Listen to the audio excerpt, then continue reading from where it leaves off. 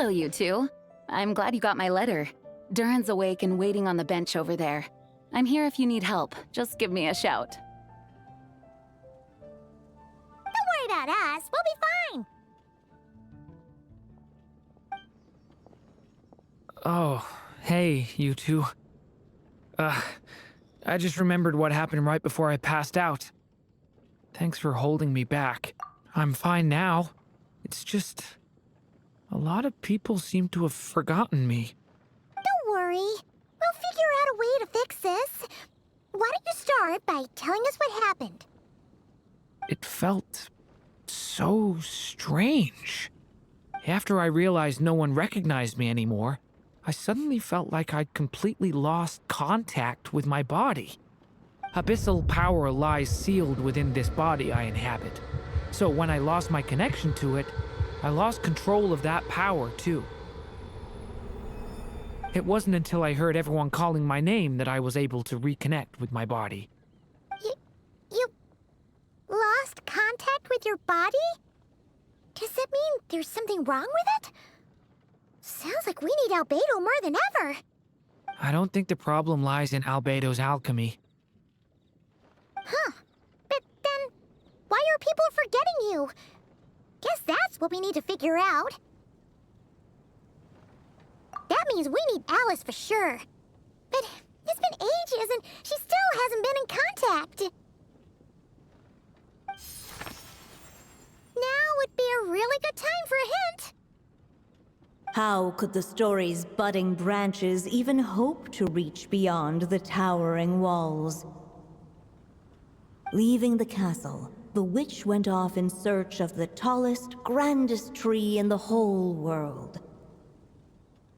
High up in the canopy of that tree, she sought a resting place, a refuge where the little sapling might take root. Go to that place, for it was there that the sapling felt its first breath of wind. Huh? Was that another clue? Does that mean the story isn't over yet? Leaving the castle. It just occurred to me. If this story is all about my own experiences, then wouldn't what happened after I left Simulanka be part of it too? But how could she possibly know exactly what would happen? And even if she did, how could we know when the story was complete? Yeah. Since we can't reach Alice right now, we'll just have to get to the bottom of this ourselves. But first, we gotta figure out where this riddle wants us to go. The tallest, grandest tree in the whole wide world. Huh. The only place that ever gave me that feeling was the one I ended up in right after leaving Simulanka. They had great coffee there, too. And so many books you'd never run out of things to read. Think about it. Our search in Mondstadt began in a library, right? Well, Sumeru City's got one of those, too. And it's absolutely huge. What do you say? Should we try looking there? Huh. That does kind of make sense. And it's not like Paimon's got a better idea. Alright, let's just give Jean and the others a heads up first. Well, it sounds like you've got a plan, so I won't interfere. All I ask is that you stay safe. Albedo won't be back for some time, and until he is, we can't know for sure how dangerous Durin might be in his current state. I'm so sorry about what happened before. Believe me, I'm not blaming you, and neither is anyone else here. If anything, it's the opposite. We're all just worried about you. Worried? About me? Come with me.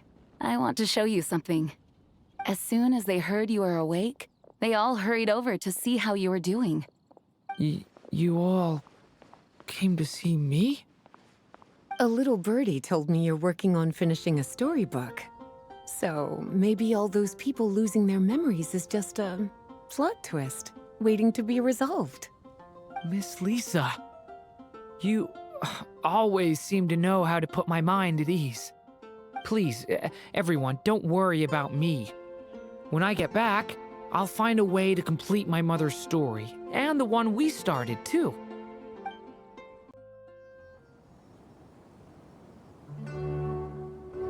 Come on, serious suggestions, please. I'm not trying to write a thriller here.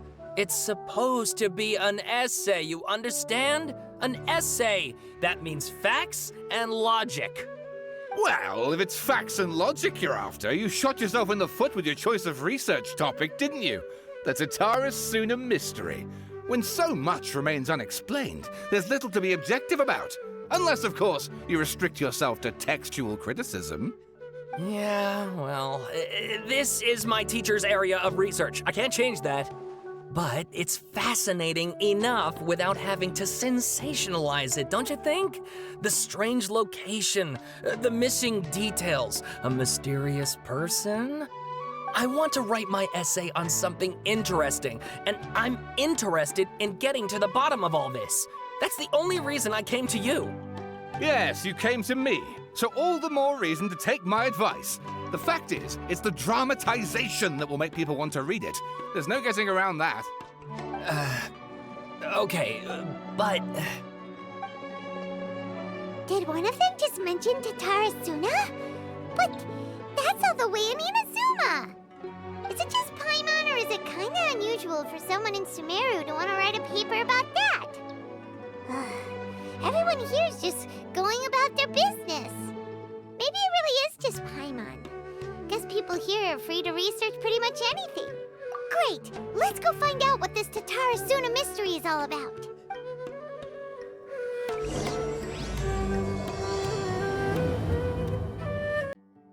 Whew. After the library hunt in Mondstadt, it's not as if Paimon was expecting this to be easy. But this... yeah... this is something else. Where do we even begin? Even the clue this time seemed kind of cryptic. Yeah. Guess the best we can do is stay on the lookout for more weird things going on.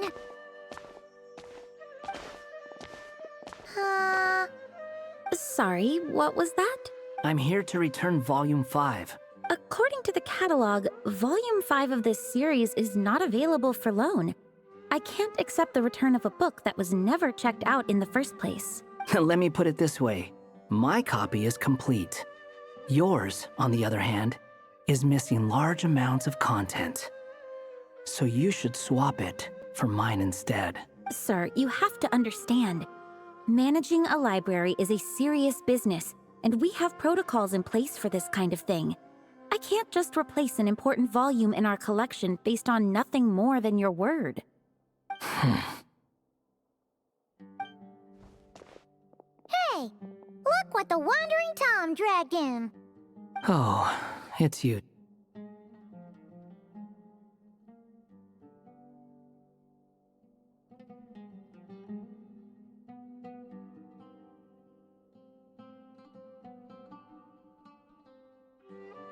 And, what is it you're doing here? I'm a traveling scholar, as you know. Isn't a library the most natural place for me to be? Well, the last time we saw you was all the way in Notcry. Paimon just didn't expect to suddenly see you in Sumeru, that's all. There were some things I needed to come back and take care of. Some documents had gone missing, so I tracked them down, restored them to their original condition. And now, I'm here to return them.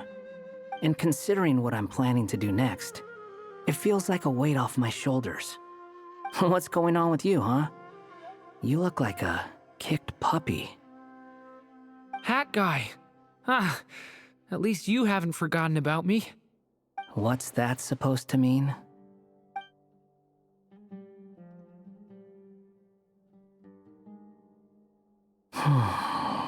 So it's been getting worse.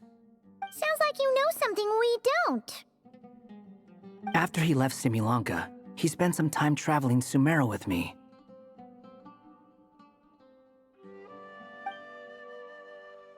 I was working on several texts at the time, and I stumbled upon something strange. Anytime Durin of Simulanka was mentioned, before long, the record would disappear.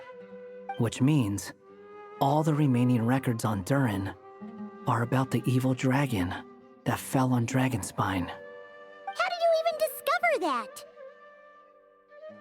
If I remember correctly, Hat Guy loved the time he spent in Simulanka so much that he started writing a travel log. That's besides the point. The fact is, you're not affected by the ley lines of this world. I'm sure you can grasp the implications of what that means. His case is different from mine.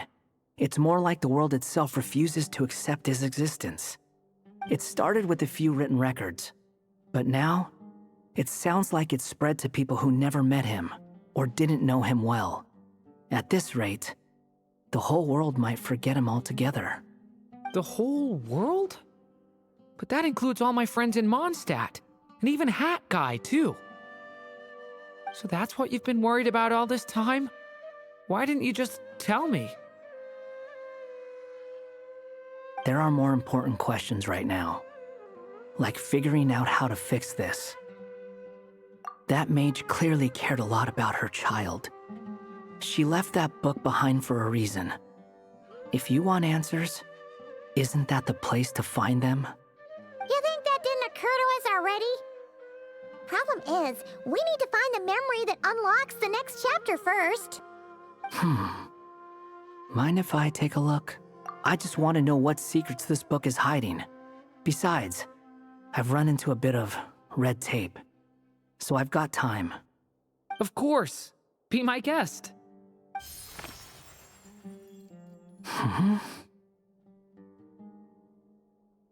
So, the memory we've been looking for was about you? All along?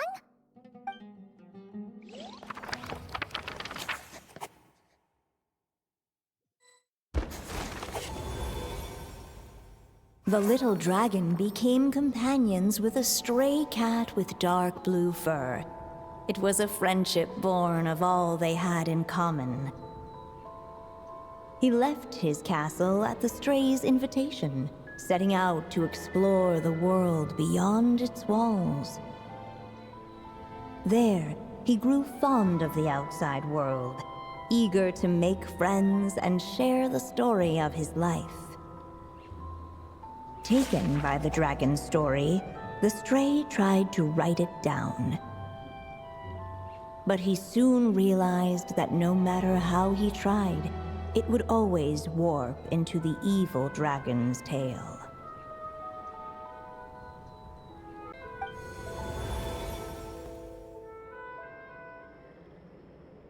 So, this is the world where this chapter takes place? Looks like we're at the top of some kind of gigantic tree. This one must be about what happened to me when I first arrived in Tevat. No wonder the memory that unlocked it was about Hat Guy. Most of my memories from that period were. Hold on. Anyone want to explain how I ended up looking like this? Maybe you've become a character in the story too. You see me as a stray cat? A wandering Tom, to be exact. You should count yourself lucky.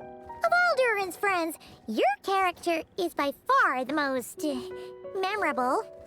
Maybe it's because I've known Hat Guy for longer, so my impression of him is more vivid than the others. Vivid? Then how come you haven't changed one bit? Guess that means the impression the Traveler left was so vivid, it didn't need changing.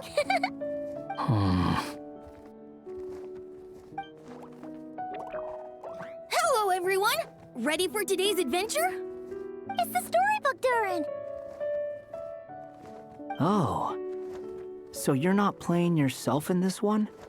Does that mean the two of you have even more memorable roles to play? Where are we going today, kitty cat? Whatever. Just follow me. Same as always. Okie dokie! Can we chat along the way?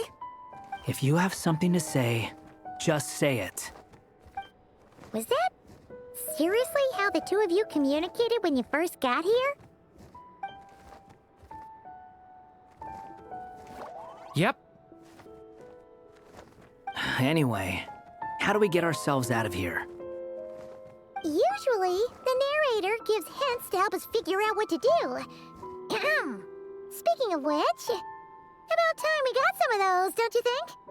The story's vines had woven themselves together into a giant tree, the boughs of which a little storyless dragon now paced, homeless among its leaves.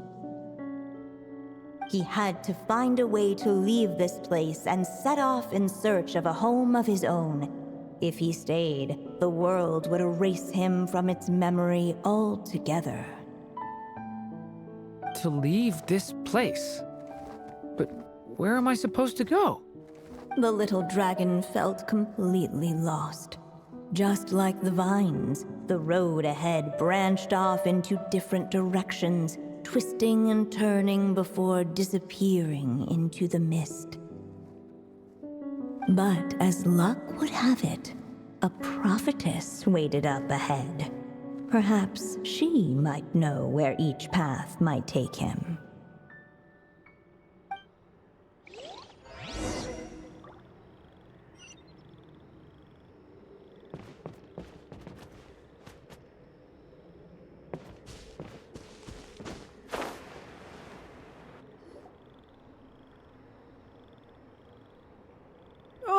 You must be the little lost dragon. It's true. My friends and I are lost. This meeting was no accident. The prophetess was in fact the Seer-Witch, here to present her promised gift. The Seer-Witch? Oh yeah! That's Mona's teacher, right? The Old-Hag? Insolent child. I am the Seer-Witch, your prophetess, not some old hag. Sorry!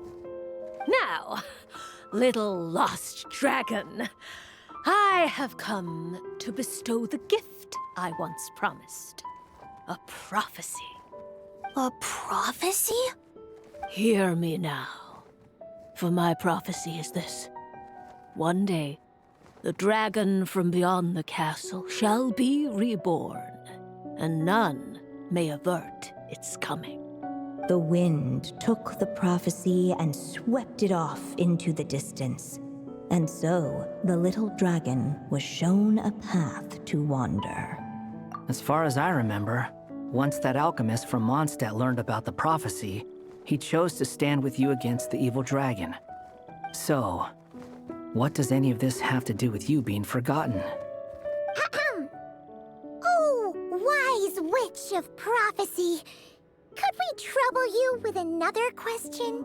As enigmatic as she was elegant, the Seer-Witch spoke no more, for her thoughts had long since returned to the starry firmament above. Just when we actually needed her. The Seer-Witch was my mother's friend, so the prophecy she just gave should turn out to be helpful. Well, it's not like we've got better options. But, if all we need to do is leave this place, which path should we take? Why don't we take a look around?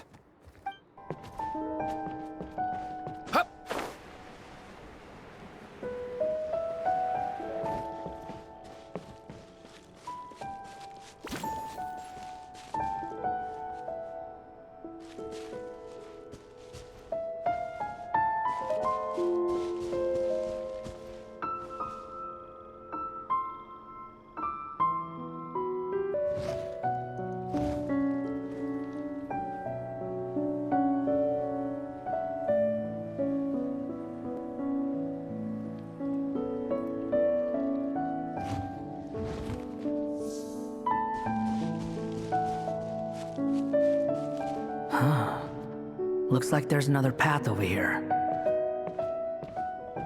The secrets he sought led the stray to discover another path forward, though it was overgrown with bristling thorns.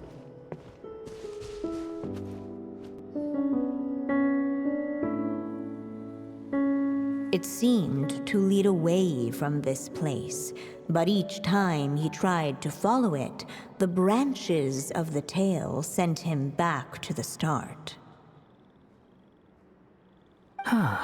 So the author managed to work this book into the story too. I'll hand it to her. This book is fascinating. What's going on here? When I first realized you were being forgotten by the world, I thought it might be because you spent too much time with me. In which case, the only hope of a cure would be to cut our ties for good. What makes you think that? Once upon a time, the Stray tore apart his own story and was forgotten by the world beyond the castle. He believed the story had cursed him, and that his misfortune had rubbed off upon the little dragon. The story's curse. It was just a suspicion before, but now I think it's something we have to try. Wait, what do you mean? Try what? One of the story's branches is a path I can't take. If you follow it out of here, I won't be part of your story anymore. Considering what the strange magic in this book is capable of, making that choice could cut our connection once and for all. As long as there's a chance it might work, it's worth a try. He's not like me. He deserves for the world to remember him.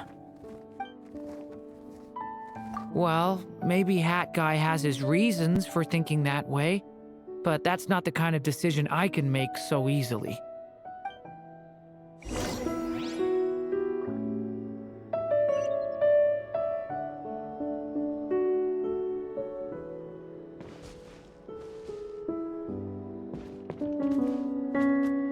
It's what my stray cat buddy thinks is best anyway. Hat Guy. It's worth a shot. Just don't let this world forget who you are.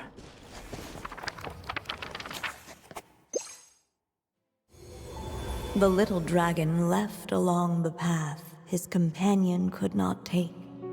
And from that point forth, the stray was no longer part of his story. Yet his memories of the stray were an indispensable part of his tale.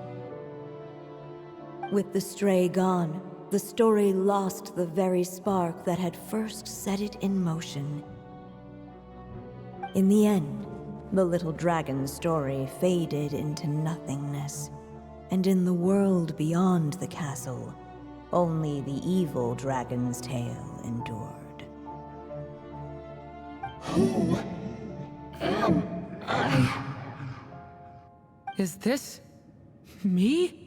And so the story ended, with the little dragon fading from sight, leaving nothing but the evil dragon's shadow in his place.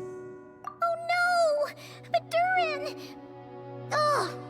Way to go, Hat Guy!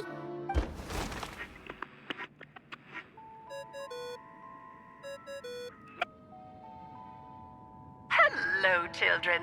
If you're hearing this recording, it's because you've reached a certain ending. You may have noticed that little Durin's experiences have been written into the pages of this book. Well, you should know that in the same way, its ending will also be written onto him. So be careful, because triggering a bad ending could be somewhat problematic. Let me guess, you're upset that I didn't warn you earlier? Don't worry, though. I've thought it all through. I built a very special feature into this book, just for you, the witnesses of this tale. So, go ahead. See if you can turn back the pages. If you're not happy with the ending you've reached, just flip back a few pages and let the tale unfold once more. Pretty incredible, huh? That's the power of magic.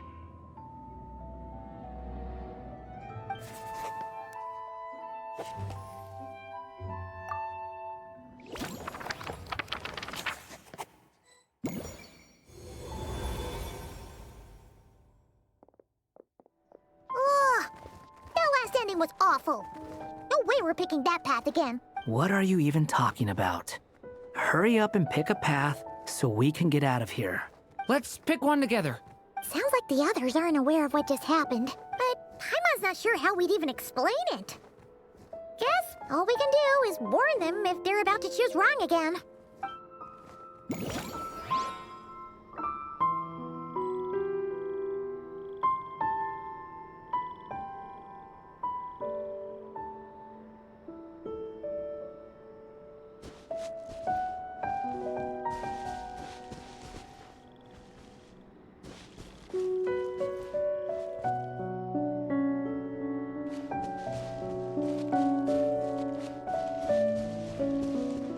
The wind kept blowing, but the little dragon had not yet resolved to follow it.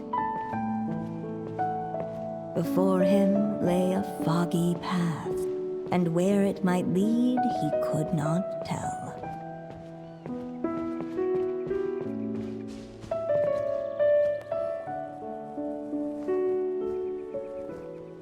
If we go this way, we'll be heading back to Mondstadt, just like we planned. Out of all the options so far, this seems like the safest, right? At least we know what happens next. He helps stop the evil dragon from returning, gets a new body, makes a whole bunch of friends, who all just forget about him. But you didn't forget, Hat Guy. I'm just saying, choosing this path wouldn't solve the main problem. You'd still end up being forgotten. Huh.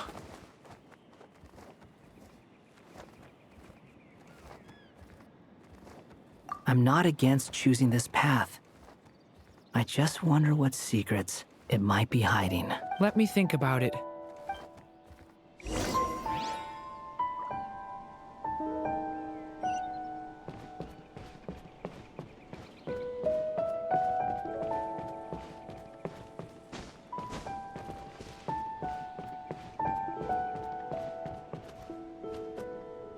I still think you should keep going, little dragon.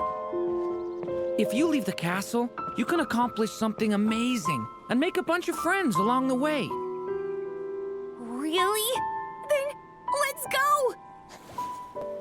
Unable to preserve his story, the little dragon wandered astray. Fortunately for him, a certain prophetess had left behind a prophecy to guide him. The wind took the prophecy and swept it off into the distance, and so the little dragon was shown a path to wander. Following the wind's guidance, the little dragon made his escape. In turn, the prophetess affirmed the little dragon's choice, leaving an extra secret as her parting gift. Now that you've made up your mind, I shall keep my promise by explaining Fate's little trick. Long, long ago, the gods of the high heavens gave the world outside the castle a magic of its own. They called it storytelling.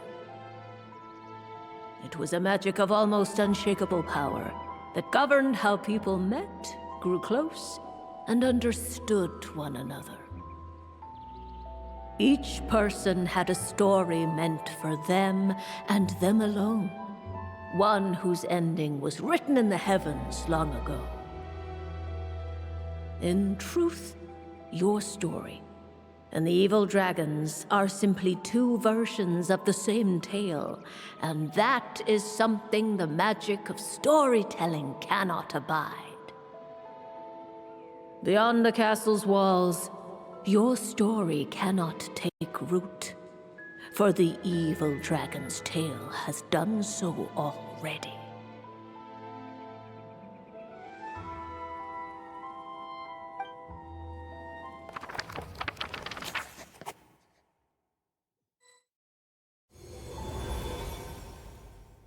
So, that was the secret? Huh. You still don't get it? Simulanka Durin and Teyvat Durin share a special kind of connection.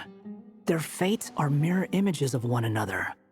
While they were in two separate worlds, there may have been some mutual influence, but their fates were independent. But when Simulanka Durin came to Teyvat, a version of his fate already existed there. So, how can two fates exist at the same time? The answer is, they can't. The rules of this world don't allow it. You can't return a book you never checked out in the first place. So, what's Durin supposed to do? Those mages seem to have come up with quite the ingenious solution.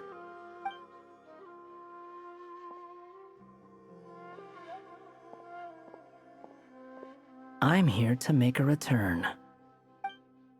As I said, there's no record of Volume 5 of this series ever being checked out.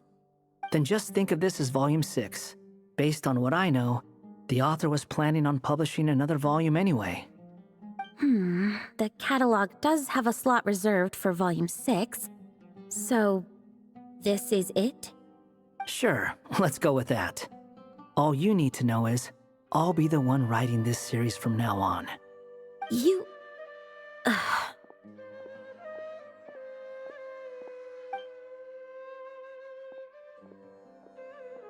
are you up to this time?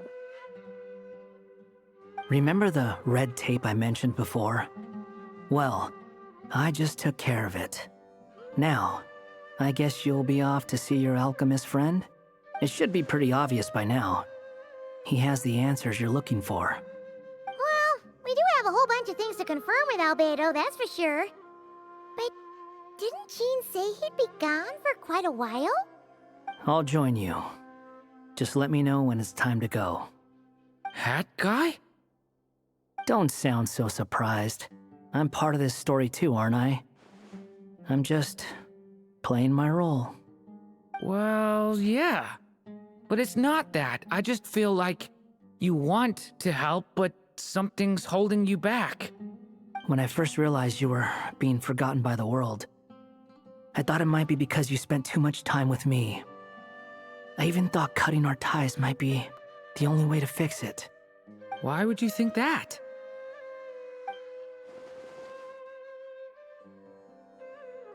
It doesn't matter now.